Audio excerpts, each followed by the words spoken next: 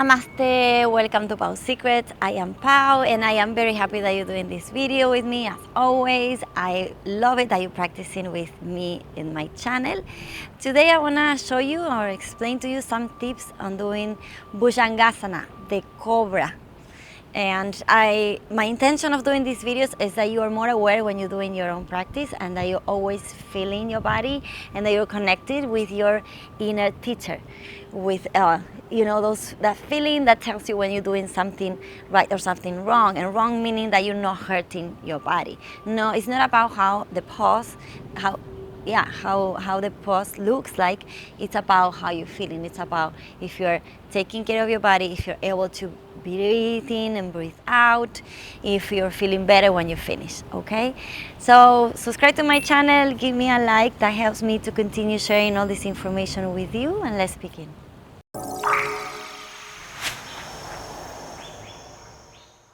Usually when we're practicing and we go from plank to chaturanga, we're gonna do the cobra, right? So from here, it's important that you take your time, that you have your hands positioned under your shoulders, the elbows are close to your body. And then when you start rising, you're gonna do it when you're inhaling. And this is the first step. This is the baby cobra, okay? Baby cobra, your neck is lengthening, elbows are really close to your body, and your shoulders are away from your ears. And the next step is that we have the full cobra. Again, my elbows are close to my body, and the shoulders, I don't want to see this, your shoulders so close to your ears. No, you have to create space in between your ears and your shoulders. You opening your heart, your arms are activated, and you're stretching your chest. And at the same time, you're able to continue breathing in and breathing out. You see, I can move my neck and I can go down again. So first thing, you rotate the shoulders, you position the shoulders where they go, and then you rise into cobra.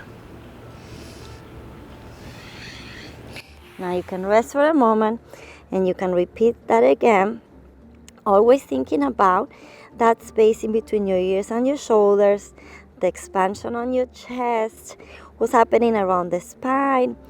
Just be aware, just be present on your body. Take a deep breath in, rotate the shoulders, and rise into Cobra Pose. And if you practice for a few times, you can always reset in Child Pose. Take a deep breath in and a deep breath out.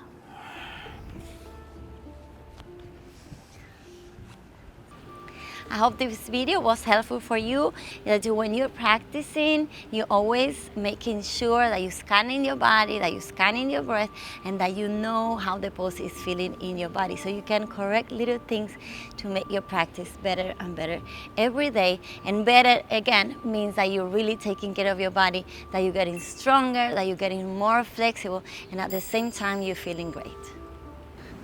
Find me on Instagram, Pau_secrets.